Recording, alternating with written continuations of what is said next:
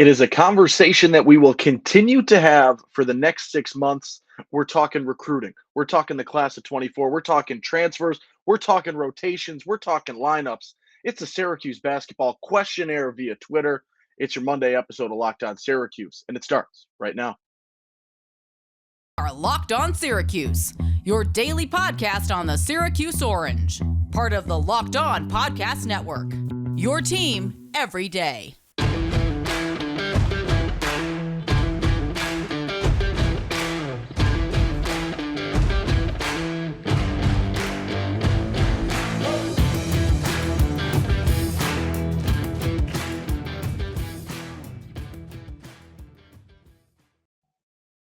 Good morning. Happy Monday. Welcome into Locked On Syracuse. I'm Owen Valentine, and thank you for making Locked On Syracuse your first listen today and every day. We're free and available wherever you get your podcasts. It's a fun little episode today. I took to Twitter, sent out asking what questions you all were interested in at this point in time. Not quite a mailbag. I think this is just sort of a test in the waters to see where your focus is, where my focus is, making sure we're on the same page in terms of what we're talking about today. A lot to cover today. We'll talk the 2024 class and where Syracuse, in what has been a very busy first couple of weeks in the Adrian Autry era of Syracuse basketball, getting out on the recruiting trail. So a little bit of an update on that. We'll talk a little bit about the transfer portal. We'll talk a little bit about who goes, who stays. We got a lot to cover. So let's get right after it. We'll take a break on Monday today from what is one of, if not, I think there are some people that might argue that this is the best weekend in sports. It is definitely up there. The Thursday through Sunday of week one of the NCAA tournament is absolutely electric. This has been a chaotic tournament. You cannot predict what is going to happen. A lot of upsets, a lot of great games so far. It's been fun. So we reconvene on a Monday. There hasn't been any truly groundbreaking news in terms of Syracuse basketball as of my recording at about 9:30 on Sunday night.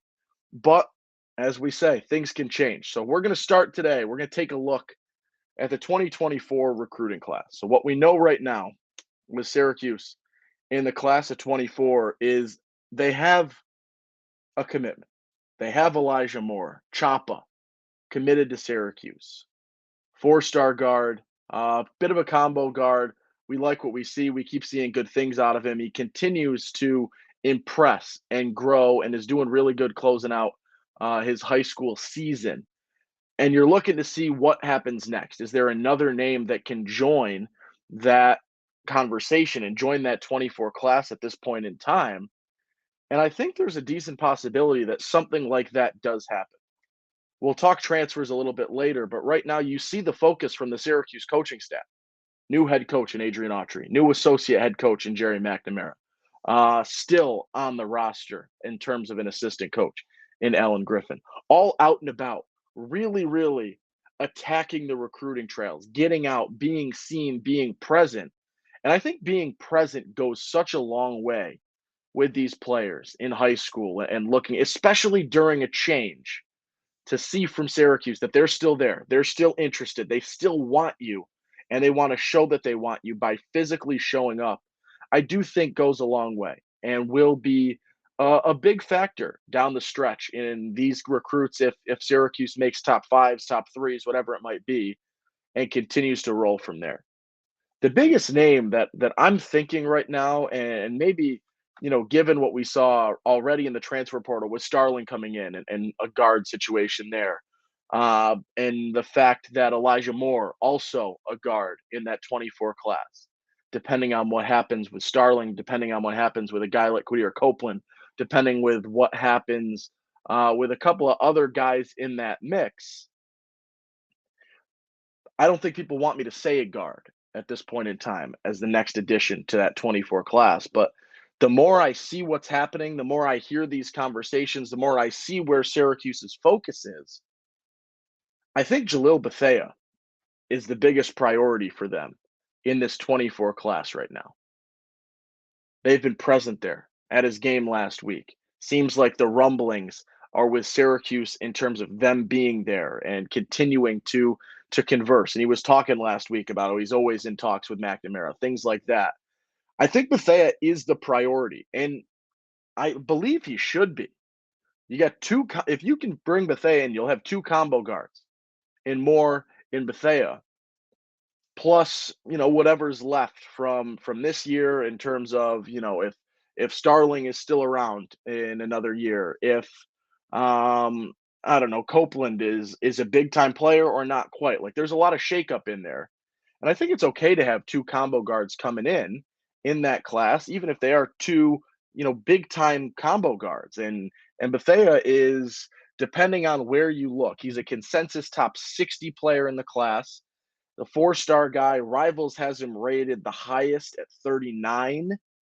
Uh, 24/7's got him at, I believe, 59, and On Three's got him at like 53, or maybe those two are flip flopped. Either way, this is going to be a big name guy and a guy that's going to want to be on the court and should be on the court. And so that is something at play there when you're bringing in your only recruit right now in that 24 class. And it's early. I'm not saying that as a bad thing. Is a combo guard to bring in a guy in the exact position and the exact phrasing might not be perfect, but I think it could work out. I think you're far enough into the future where you can bring these 2 guys in and they can both be very successful. And I think that would be a good fit. I like how he plays. We could talk his play style a little bit more if things heat up with him at this point in time. 24/7's got UCLA as warm with Bethea. On Three has Syracuse via their recruiting predictions machine. So their RPM, they have Syracuse at 51%. So seems like Syracuse is in that mix and continues to be in that mix. And Bethea last week, we talked about it on our last Monday episode, talked about how the coaching change doesn't really shake up all too much, still likes this coaching staff, has been in contact with them a lot, and it means a lot for them all to be there. So that's a really good sign. Another name that I've been seeing pop up a little bit is Thomas Sorber. He's a 4-star. He's 6'9", power forward slash center, depending on where you look. I think he might be a little bit better of a fit for a power forward at 6'9", and he's not a big boy at this point in time. So I like him more as a power forward, but this is where the coaching staff reportedly was this weekend on Friday. Coaching staff was not out celebrating St. Patrick's Day.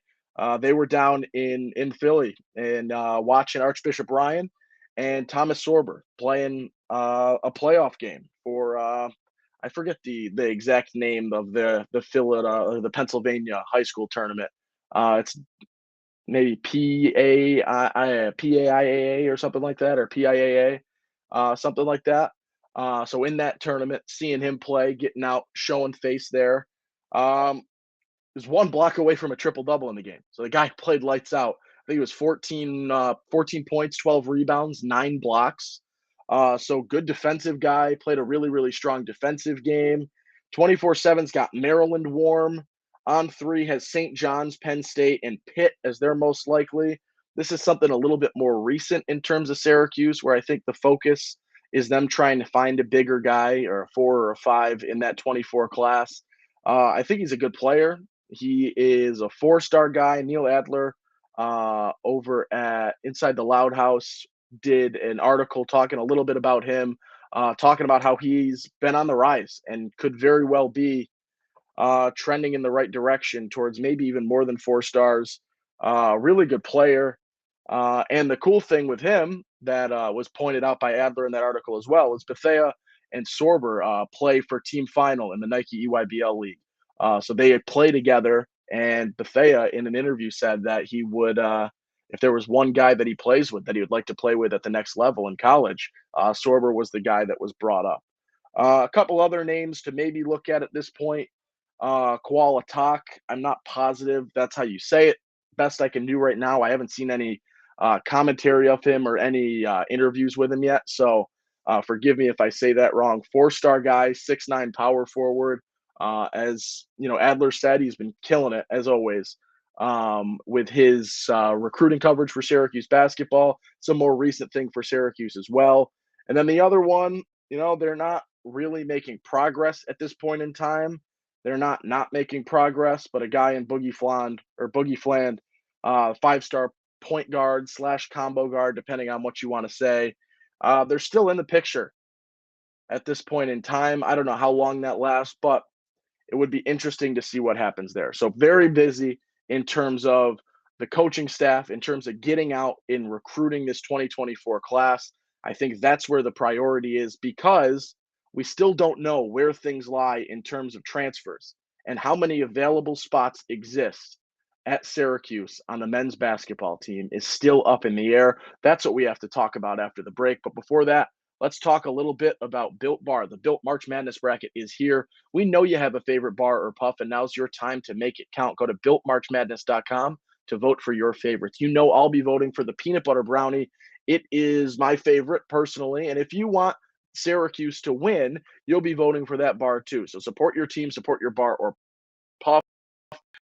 And when you vote for your favorite drawing, where 50 lucky Locked On listeners will get a free box of Built.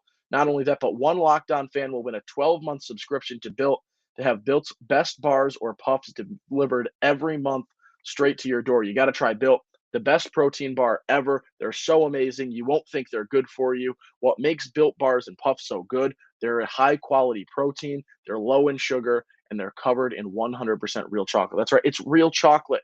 Run to Built Bar or to builtmarchmadness.com right now. Vote for your favorite bar or puff and pick up a box while you're there. You can vote every day in March, so hop in and support your pick. All right, let's take to Twitter. It's not that Twitter was not discussing that, but more formal questions were brought into the air over on Twitter. So let's hit on some of those. Any intel on who's staying? That's from Eichenberg27, and I think that's where everybody's questions currently lie and everyone's focus is. And I am trying to stay as up to date on every single rumbling that I possibly can between guys like Adler, between Mike McAllister in the mix there, between the Syracuse.com folks, trying to see people like that, and also mixing in the guys like Joe Tipton and our boys over 24/7 High School Hoops over on Twitter, and seeing all of these different sites and pages and accounts that are, keeping you up to the minute in terms of the transfer portal, in terms of big news. All these people definitely worth a follow. If you do not follow them to stay in the loop, I haven't heard anything outside of like very obscure rumblings that I don't know, how far you want to read into, right? We have a theory that Benny Williams is going to transfer because of a black and white Instagram story that Judah Mintz put up after he put a similar one up for Symir Torrance. Does that mean he's transferring? Maybe, maybe not. We don't know. Joe Girard, Jesse Edwards. The closest thing I have to an answer from either of those is on the Cole Swider podcast last Friday, I believe it might have been, or last Thursday. Jesse said he's 50-50 and trying to make the best decision for himself. We don't know. And as I've said many times in the week that has been the open transfer portal, until we know what's happening in Central New York, you're almost handcuffed in terms of what you can do in the portal. And I think that is the biggest reason why when you look at, accounts that are putting up, here's who offered so-and-so in the transfer portal, here's who so-and-so has heard from since joining the transfer portal, Syracuse is nowhere to be seen. And I think that's because we just don't know in Central New York who is gone and who is staying. And until that info is crystal clear, or you're at least, the dust starts to settle, there's only so much you can do. So we'll see what happens. I would be shocked if no one is gone. If between guys like, all your forwards in terms of Justin Taylor, in terms of Benny Williams, in terms of Malik Brown, in terms of Chris Bell, if all four of them are back, I would be pretty surprised, in all honesty. Joe and Jesse, what's happening there? Where are we falling? That's a discussion that'll happen in a second as well. Right? Until we know that, there's only so much that we can do. And I haven't heard anything in terms of those decisions outside of, trying to piece together if an Instagram story merits you going nuts in terms of someone heading out from Central New York. What else we got here? How Starling will fit in next year and Mintz hinting on a return. That's from MNL tonight. You hit on it. This was your tweet, MNL tonight, when I was looking a couple of days ago, and you see, You had it, I believe, right? I'm scrolling through your page right now. Where is it? Talking about how two guys were out in Miami, I believe, over the past weekend. Were they not? Or was that someone else? Did I botch? Possibly. I'll try and find the tweet.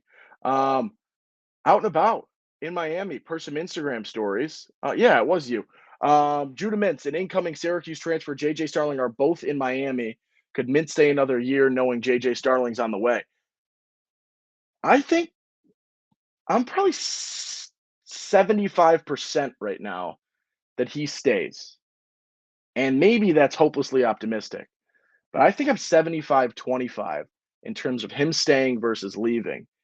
And I think Starling is a huge contributor in him wanting to come back and those two playing together and those two having some time on the court together and being able to run. And I think the two of them, if they can play together, is going to be, as I talked last week, such a fun and different basketball than what we've seen the last couple of years. No offense to, the Judah and Joe combo. No offense to the Joe and Buddy combo.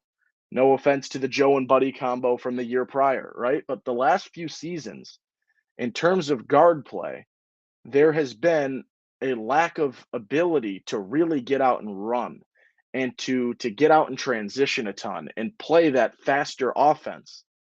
And these two together are going to be able to push and get out and move. And one of them being off ball, they both get to the rim so well, is going to be awesome because they're both going to demand a lot of attention in terms of being able to switch, being able to play proper help defense is going to leave guys open. And you saw that transition this season with Judah, start of the year, not as the best distributor, but was able to figure it out a little bit more when he's drawing the attention that he can distribute. And you saw it down the stretch. He was passing the ball significantly better than how he started the season. I don't think it's absurd to expect a similar transition from Starling this season. He didn't distribute the ball incredibly, just about 2 assists a game at Notre Dame this year. But I think in a more well rounded team, right, that was a very bad Notre Dame basketball team.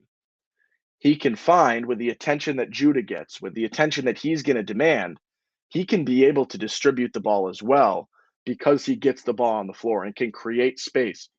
And they both have, a variation of some sort of pull up jumper that they're pretty efficient with and can do, which adds that variety. And when you take the ability to get to the rim that they both have, the ability to, I don't want to say settle, that's not the right word, the ability to pull up with a smart, shot of some sort in that mid-range game they both have. And to be able to both of them be able to distribute really effectively off of that dribble penetration is going to be incredibly effective for Syracuse offensively as a duo. So I think it is more likely right now that Mint stays, and I think that is phenomenal news for Syracuse and the ability for these two to play together because I truly think they are both good enough combo guards, right? You've got to think Judah is a combo guard who played the point guard the entire season.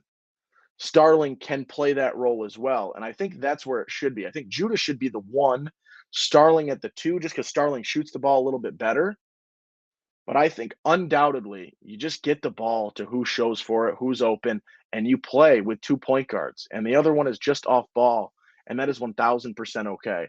And that is a conversation that I believe will happen so many more times throughout the off season. And we will continue to talk about that. Um, let's see what else we got. The Ryan Cuse. This might lead us to our second break, and then we'll talk about this question and a couple of more after and close out our Monday episode here. So Ryan Stevens talking about, we got two Ryans, Ryan Stevens, Ryan Q. So we'll hear from both Ryans after the break, talking about a new assistant possibility in Brennan Strawn, and the JG3 and Jesse Edwards returning to Syracuse conversation. What does it mean? Where does it fall? What would be the best for Syracuse after a quick word from our friends over at FanDuel Sportsbook? Tournament is heating up, and now is the perfect time to download FanDuel. It's America's #1 sportsbook because new customers get a no-sweat first bet up to $1,000. That's bonus bets back if your first bet doesn't win. Just download the FanDuel Sportsbook app. It's safe, secure, it's super easy to use.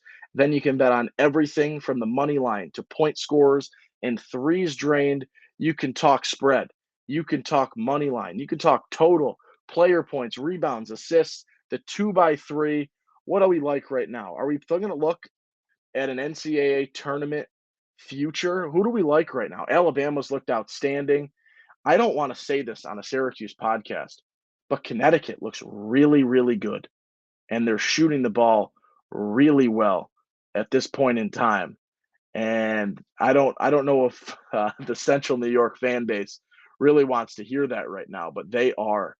That would be maybe worth plus 900.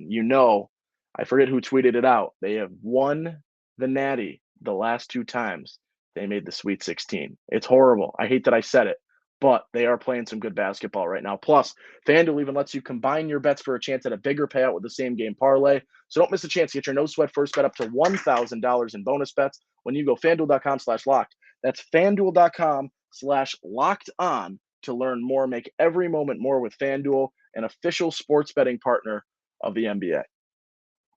All right, let's start first with Ryan Stevens and the thoughts on JG3 and Jesse Edwards returning. Right now, you are in this sort of up in the air moment where you don't know what's going to happen with Joe Girard and Jesse Edwards. And a lot of schools and a lot of teams are in a similar boat with their seniors that have that extra year of eligibility and figuring out what's happening with them, what they want to do. And as I said, outside of the Cole Swider podcast, I haven't heard anything about either of those two with regards to staying or leaving. I put a tweet out, a little bit of a survey to see what you would prefer as a Syracuse fan base. We got about 250 votes at this point in time. 55% say only Jesse stays would be the best situation for Syracuse. 35% say both Joe and Jesse staying is the best situation for Syracuse. You got 9% saying neither Joe or Jesse should stay is the best case. And then 1.3%, that means like 3 of you have voted for this. Only Joe Girard stays. So right now, it seems like Jesse Edwards is the want. With when you do some math here, 90% of Syracuse fans wanting Jesse back in some capacity. And that would be tremendous. And as we get to another tweet from Syracuse Sports Online, or not from Syracuse Sports Online, another tweet within this conversation, I miss Marek Dolezaj. That's where the tweet came from. Edwards putting on a little bit more size and developing a mid-range makes an ACC Player of the Year.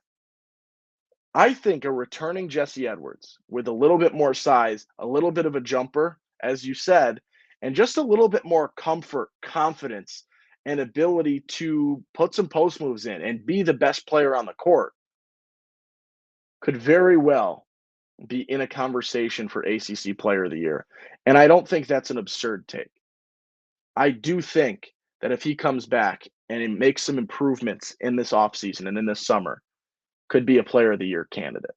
Will it happen? I don't know, but I think he has the potential to join that conversation if he comes back for one more year. Joe Girard is a top 20 scorer in Syracuse basketball. Joe comes back, and this is where it's going to be a tough sell. If Joe comes back as a sixth man,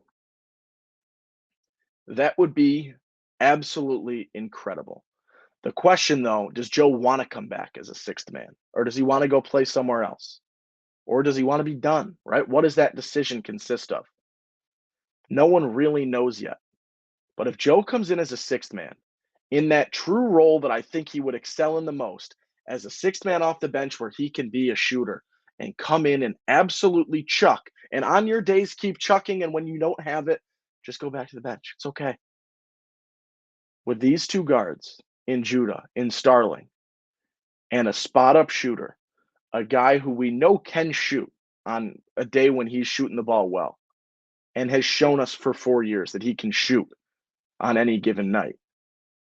To have him come in off the bench and supplement their ability to get to the rim with a three-point shooting ability that he has would be tremendously important. Does it put you back a little bit in terms of it hurts Quadir Copeland's progress? Yes. But at the same time, I mean, you want to be in what gets you the furthest in terms of ACC standings, in terms of the ACC tournament, in terms of returning to the NCAA tournament and making a run. That's what you got to focus on. And I think, despite the fury that some fans might have surrounding Joe Girard, having him on the team in some capacity, this is a new coach. This is not a Boeheim plays favorites ordeal, would be more beneficial than not having him at this point in time. Barring there being a lights out three-point shooter waiting for Joe to leave to transfer in, which I don't necessarily think is the case. But if it is, fine. You need three-point shooting because Starling, Mintz, we saw it this year. Copeland's not really a three-point shooting guy. Taylor struggled from three at times. Bell struggled from three at times. You want some three-point shooting. And right now, Joe Girard is the only name coming in that is a decent three-point shooter. So I think it's worth having him back. We'll continue that conversation, I'm sure. That debate will heat up, I'm sure. All right, our other Ryan question at this point in time. Brendan Strawn might be bringing an impact transfer with him, but no indication of who that could be. And then we get Bernie Finnegan coming in with a guy in Donnie Freeman, who I believe is I forget where he's a good player. And I don't know what Syracuse has had in terms of communications with him, but he is a guy from the DMV, which is where Strawn has shown that he is, well, that's where he's from, and is one of the recruiting specialists there. That's why Syracuse wants to bring him in, because of his ability to recruit that area, his connections in that area. Would be interesting to see what happens with that. It's also worth noting, and I'm not sure this is a name that you really want. You didn't do anything at George Washington, but Daniel Nixon is transferring out of George Washington. That's all I've heard in terms of anything that could have to do with a name at this point in time. We don't have a ton of time left, so let's rifle through maybe a few and wrap up the episode. We'll do some recruiting and transfer updates. I did what I could right now. I don't know, Rob, anything new in terms of the basketball portal. We'll do some football chat, I believe, later this week. Kurt Man says, love the pod. Everyday listener, go Cuse. Appreciate it. Thank you so much. What else do we got? JJ and Judah in all caps by Dylan. That's how we'll close it, I think. I got a couple of shout outs very quickly to bring us into our close here. Cuse women's basketball still alive in the NIT second round game tonight on Monday at 7 p.m. against Seton Hall.